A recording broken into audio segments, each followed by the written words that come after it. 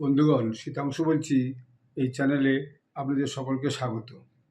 আজ আমি জিওপলিটিক্সের স্টোরিটা তিনটে দেশ নিয়ে মূলত আপনাদের কাছে রাখব। এক হচ্ছে বাংলাদেশ, দ্বিতীয়ত হচ্ছে গাজা, 3 নম্বর হচ্ছে তুরস্ক। আর বাংলাদেশে যে ঘটনাগুলো ঘটছে সেটা খুবই রোমহর্ষক। কারণ আপনারা এর মধ্যে শুনেছেন বোধহয়, সোশ্যাল মিডিয়া একটা ভয়ানক খবর চলছে যে বাংলাদেশে খুব সম্ভবত ক্ষমতার পরিবর্তন হতে চলেছে। কারণ এর মধ্যে অনেকগুলো ঘটনা ঘটেছে। আপনারা সবাই জেনেছেন এর মধ্যে যে বাংলাদেশের যে প্রধানমন্ত্রী ছিলেন শেখ হাসিনা ওয়াজেদ, তাকে ক্ষমতাচ্যুত করে সেখানে ছাত্রদের আন্দোলনের মধ্য দিয়ে এই মোহাম্মদ ইউনূস, যিনি একজন অর্থনীতিবিদ এবং নোবেল লরেট, তাকে বিদেশ থেকে নিয়ে এসে, তিনি আমেরিকানে প্যারিসে থাকতেন, সেখান থেকে নিয়ে এসে কেয়ারটেকার গভর্নমেন্টের প্রধান করা হয়েছে এবং সেটা বেশ কিছুদিন হয়ে গেল। এবং এ পর্যন্ত তিনি কোনো সদিচ্ছা দেখাননি বাংলাদেশে নতুন করে নির্বাচন করিয়ে যে সেখানে আবার নতুন করে সরকার গঠন করবেন। যাই হোক, এর মধ্যে বাংলাদেশে অনেকগুলো ঘটনা ঘটে গেছে। সেটা হচ্ছে ছাত্রদের মধ্যে বিভিন্ন দ্বিধাবিভক্তি হয়ে গেছে এবং বিএনপি, যে বিরোধী দল, খালেদা জিয়ার পার্টি, তারাও এখন বুঝে গেছে যে এই যে কেয়ারটেকার গভর্নমেন্টের হাতে বাংলাদেশের অবস্থাটা ক্রমশ দিনকে দিন নিচের দিকে নামছে মানে প্রথম হচ্ছে অর্থনৈতিকভাবে বাংলাদেশ ভীষণ দুর্বল হয়ে পড়েছে। এর মধ্যে যে ঘটনা ঘটেছে সেটা হচ্ছে কি যে ওখানকার যে সেনাপ্রধান, তিনি মোহাম্মদ আখতারুজ্জামান, তো আখতারুজ্জামান সেনাপ্রধান, ওয়াকারুজ্জামান সেনাপ্রধান, তিনি এর মধ্যে সমস্ত ছাউনির সেনাপ্রধানদের ডেকেছিলেন। বিভিন্ন যে ছোটো ছোটো ইউনিট আছে বিভিন্ন জায়গায়, সেই দিকে ডেকেছিলেন, ডেকে নিয়ে তাদের সঙ্গে বসে মিটিং করেছেন। এবং তিনি এক দুদিন আগেই একটা ঘোষণা করেছেন যে বাংলাদেশে যে কোনো সময় আতঙ্কে হানা হতে পারে, অর্থাৎ উগ্রপন্থী আনা হতে পারে। তিনি এই খবরটা নিশ্চয়ই তার নিজস্ব ইন্টেল থেকে পেয়েছেন, অথবা কোনো বিদেশি ইন্টেল, বিশেষত আমেরিকা, এই খবরটাও তাকে দিতে পারে। এর মধ্যে যেটা হয়েছে যে ওখানে ঢাকা শহরে চারিদিকে সেনা টহল শুরু হয়ে গেছে এবং বিভিন্ন পোস্টে সেনা মোতায়েন করা হয়েছে এবং কেয়ারটেকার সরকারের সঙ্গে সৈন্যবাহিনীর একটা বেশ টানাপোড়েন শুরু হয়েছে। এবং আজকেও দেখা যাচ্ছিল তিনি সেনাপ্রধানদের নিয়ে আলাদা করে মিটিং করছেন এবং সেখানে কী সিদ্ধান্ত হবে সেটাকে নিয়ে আলোচনা করছেন। অর্থাৎ অনেকেই অনুমান করছে যে বাংলাদেশের শীঘ্রই বোধহয় ক্ষমতা পরিবর্তন হতে চলেছে। এবং এর মধ্যে আপনারা জানেন যে আমেরিকার যে ইন্টেল চিফ, তিনি এসেছিলেন তুলসী গাব্বার্ড ভারতবর্ষে, তিনি এখানে এসে তিনি বাংলাদেশের ভয়ানক সমালোচনা করেছেন যে সেখানে সংখ্যালঘুদের উপর ভীষণ অত্যাচার হচ্ছে। এরপরে আমেরিকা প্রশাসন থেকেও একটা চাপ দেওয়া হচ্ছে বাংলাদেশের উপরে পরোক্ষে যে আপনারা নিজেদের বিষয়গুলো সামলান। এবং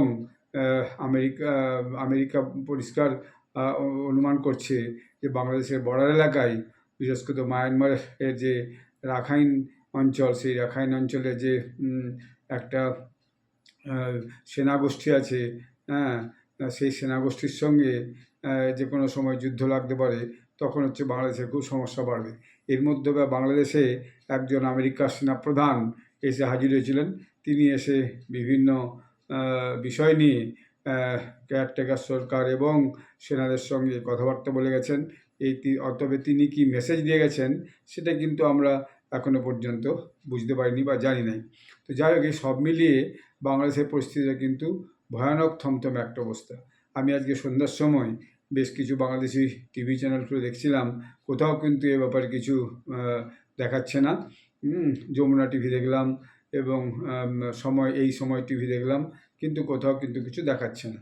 শুধু এখন যেটা তারা বেশি করে প্রজেক্ট করছে সেটা হচ্ছে কি যে ওখানে আজকে বাংলাদেশের যে 50তম স্বাধীনতা দিবস, সেই 50তম স্বাধীনতা দিবস পালন হচ্ছে, সেটাকেই বেশি করে তারা দেখাচ্ছে। অর্থাৎ 1971 সালে যে হয়েছিল, এই 26শে যে মার্চ, যে মুক্তিযোদ্ধারা বাংলাদেশকে পাকিস্তান থেকে স্বাধীন করেছিল, সেই খবরটাই বেশি করে দেখানো হচ্ছে।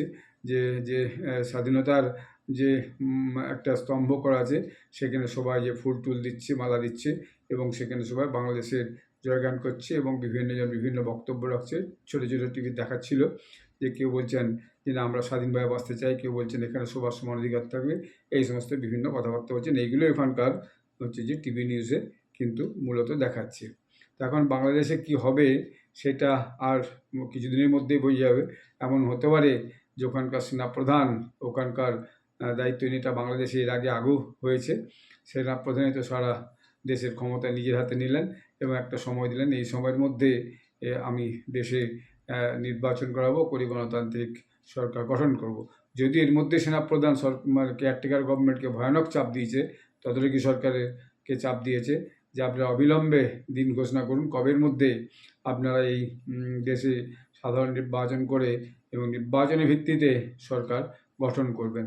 তো এরকম একটা অবস্থায় একটা সকলেই খুব সন্দিহান যে বাংলাদেশ যে কোনো সময় আবার এই কেয়ারটেকার গভর্নমেন্ট সরে যেয়ে সেখানে না হচ্ছে যে মিলিটারি শাসন শুরু হয়ে যায় বা মিলিটারি শাসনের তত্ত্বাবধানে আগামী দিনে ভোট হয়ে নতুন সরকার তৈরি হয়। এইটা হচ্ছে বাংলাদেশের খবর। আপনারা বিভিন্ন পেপারে এবং পোর্টালেও এই সমস্ত খবর দেখতে পাবেন। এইটা হচ্ছে মূল খবর। এরপরে জানাই যে গাজাতে ইসরায়েল যেভাবে আবার পর্যুপুরি আক্রমণ করেছে এবং ইসরায়েলের উপর যেভাবে ইয়েমেনের হুথিরা আক্রমণ করছে এবং লেবানন থেকেও মিসাইল লাগা হয়েছে, এতে ইসরায়েল ভয়ানক ক্ষুব্ধ। ইসরায়েল যেভাবে আবার গাজাতে পুনরায় আক্রমণ শুরু করে, তাতে ইসরায়েলের জনগণ যে সাধারণ গাজাতে যেভাবে আক্রমণ শুরু করেছে, তাতে গাজার যে সাধারণ মানুষ জনগণ তারা একদম এখন বেপরোয়া উঠেছে। কারণ তারা দীর্ঘদিন যাবৎ আজকে প্রায় 1 বছরের 1.5 বছরের বেশি সময় ধরে তারা ভীষণভাবে নাস্তানাবুদ হচ্ছে। একবার এদেশ যাচ্ছে, একবার ওদেশ যাচ্ছে, কোথাও তাদের স্থায়ী হচ্ছে না, একবার ফিরে আসছে, আবার বোম বর্ষণ হচ্ছে, প্রত্যেক পরিবারই কেউ না কেউ হয়তো মারা গেছে। এরকম একটা অবস্থায় আজকে তারা দেখা গেল তারা রাস্তায় নেমে হামাসের বিরুদ্ধে প্রদর্শন শুরু করেছে। ভয়ানকভাবে হামাসকে বলেছে তোমরা এখান থেকে চলে যাও এবং হামাসের যে সরকার তাকে আমরা অস্বীকার করছি, হামাসের আমাদের এখানে আর দরকার নেই। অর্থাৎ মানুষ যখন একবার দেওয়ালে পিঠ থেকে যায়, তখন আর সে যে সরকারই হোক, সে উগ্রপন্থী সরকারই হোক, সে হচ্ছে যে ইসরায়েল বিরোধী সরকারই হোক, বা যে সমস্ত উগ্রপন্থীরা হামাসের নেতৃত্বে ছিল, তার মধ্যে অনেককেই যদি ইসরায়েল ইতিমধ্যেই বিভিন্নভাবে চোরাগপ্তা আক্রমণ এবং সরাসরি মিসাইল এবং ড্রোনের সাহায্যে মেরে ফেলেছে, কিন্তু এখনও পর্যন্ত যারা আছে তাদেরকে আর দেশের জনগণ আর মানতে পারছে না। তারা সব রাস্তায় নিয়ে পড়েছে, বলছে হামাসের নেতৃত্ব এখান থেকে সরে যাক, আমরা দেশের পরিচালনার ভার আমরা একটা মানে স্বাধীন সরকারকে দিতে চাই, এই উগ্রপন্থী দল এবং তার সাথে সরকার থাকার দরকার নেই। এইটা নিয়ে হামাসের যে নেতৃস্থানে যারা গাড়িতে ছিল তারাও খুবই মানে পরেশান হয়ে গেছে, অর্থাৎ তারাও একটা এখন আশঙ্কিত অবস্থায় হয়ে গেছে। এবং এর মধ্যে গতকালই দেখছিলাম যে 3000 ওই হামাস সেনা এবং নেতাকে কোনো দেশ একটা অন্য দেশে নিজে একটা স্থায়ী বসতি দেওয়ার কথা ভাবছে। তো সেটা কতটা সত্যি আমি জানি না, কারণ এই জাতীয় উগ্রপন্থী লোকজনকে নিজের দেশে ডেকে নিয়ে যে আলাদা করে তাদেরকে একটা সে মরুভূমি অঞ্চল হলেও তাদেরকে একটা বসতি স্থাপনের জায়গা দেওয়া, তারপর তারা সেই দেশে কী করবে সেইটাকে নিয়ে সবাই খুব সন্দিহান। তো সেটা কতটা বাস্তবায়িত হবে সেটা এখনই বোঝা যাবে না, কিন্তু একটু আগে পর্যন্ত দেখেছি সেরকম একটা চর্চা কিন্তু চলছে। এরপরে শেষ খবর যেটা বলতে চাই সেইটা হচ্ছে যে তুরস্কে আপনারা জানেন এরদোগান সরকার আছে, তাইপ এরদোগান। তো তাইপ এরদোগান প্রথমে তো প্রথম জীবন ইস্তাম্বুলের মেয়র ছিল, তারপর সেখান থেকে সে প্রধানমন্ত্রী। পরবর্তীকালে আমি আগের ভিডিওতে বলেছি প্রধানমন্ত্রী থেকে সে একটা রাষ্ট্রপতি শাসন মতো একটা সংবিধান বদল করে নিজে ক্ষমতায় বসেছে। সে এখন একরকম গণতান্ত্রিক ব্যবস্থার মধ্যে দিয়ে উঠে এসে সে এখন একজন অটোক্র্যাট বা ডিকটেটর হয়ে গেছে। কারণ তার এই ডিকটেটরশিপের জন্য ইস্তাম্বুলে যে নতুন বিরোধী দলের যে নেতা তিনি যে জয়লাভ করেছিলেন তাকে সে কিছুতেই মেনে নিতে পারেনি এবং তাকে সে জেলে ঢুকিয়ে দিয়েছে। এর প্রতিবাদে তুরস্কেরও বিভিন্ন জায়গায় জনগণ হাজির হয়ে ব্যাপকভাবে প্রতিবাদ জানাচ্ছে এবং এরদোয়ান সরকারের ক্ষমতা এবং তার যে দেশের উপর যে নিয়ন্ত্রণ এবং প্রভাব সেটা দিনকে দিন কমে যাচ্ছে। এবং এইরকমই একটা সময় যে কোনো দেশে যখনই একটা নির্বাচিত সরকারের বিরুদ্ধে জনগণের ভয়ানক অশান্তি শুরু হয়, তখনই সেই দেশে একটা মিলিটারি কু, অর্থাৎ মিলিটারিদের একটা আধিপত্য বাড়ার সম্ভাবনা থাকে। এর আগে একবার তুরস্কে মিলিটারি কু হয়েছিল, সেই মিলিটারি কুটাকে কিন্তু মিলিটারি যে আগ্রাসনটাকে কিন্তু তাইপ এরদোগান মিলিটারি দিকের একটা পক্ষকে দিয়ে তাদেরকে দমন করে দিয়েছিলেন। এবং তারপরে প্রচুর তিনি ধরপাকড় এবং জেল করেছিলেন, এবং যারাই প্রতিবাদ করে তাদেরকেই তিনি জেলে ভরে দেন, এবং ওখানকার মিডিয়া, বিচার বিভাগ সবই হচ্ছে যে এরদোগানের কথাতেই চলে এবং পরিচালিত হয়। তো এতে ওখানে জনগণের মধ্যে ভয়ানক ক্ষোভের সঞ্চয় হচ্ছে প্রথমত, আর দ্বিতীয়ত যে দিনের পর দিন সেই ক্ষোভ আরও তাদের বেড়ে চলেছে। সেখানেও হচ্ছে যে রাস্তায় প্রচুর জনগণ নেমে গেছে, নেমে এরদোগান বিরোধী স্লোগান দিচ্ছে, এবং তুরস্কে তার যে আর ক্ষমতায় থাকার অধিকার নেই এই জাতীয় কথাবার্তা বলছে, এবং তুরস্কে নতুন সরকার করতে হবে এরকম স্লোগান দিচ্ছে, তুরস্কে ইমিডিয়েট নতুন করে নির্বাচন করে সরকার গঠিত হোক এইরকম বলছে। তো এরদোগান নিজেও এখন একটু দিশাহারা অবস্থায়, যেরকম খবর টবরগুলো আসছে দেখা যাচ্ছে। তো এইরকম একটা পরিস্থিতি তুর্কিতেও হয়েছে, তো ফলে তুরস্কেও হয়েছে। ফলে সব মিলিয়ে এই তিনটা দেশেই একটা টালমাটাল অবস্থা, সে বাংলাদেশই হোক, সে প্যালেস্টাইনের গাজাই হোক, এবং তুরস্কই হোক। এর let you wait and see, আগামী দিনে আমরা দেখতে পাবো কী আরও এর ডেভেলপমেন্টগুলো ঘটছে। তো আপনাদেরকে অনুরোধ করব আপনারা এই চ্যানেলটি সাবস্ক্রাইব করবেন, এবং এই ভিডিওটি শেয়ার করবেন, এবং লাইক করবেন, এবং বেল আইকন ক্লিক করবেন, যাতে করে আপনারা নিয়মিত আমার ভিডিও পেতে পারেন। আপনারা সকলে নিজের দিকে খেয়াল রাখবেন। ধন্যবাদ, নমস্কার।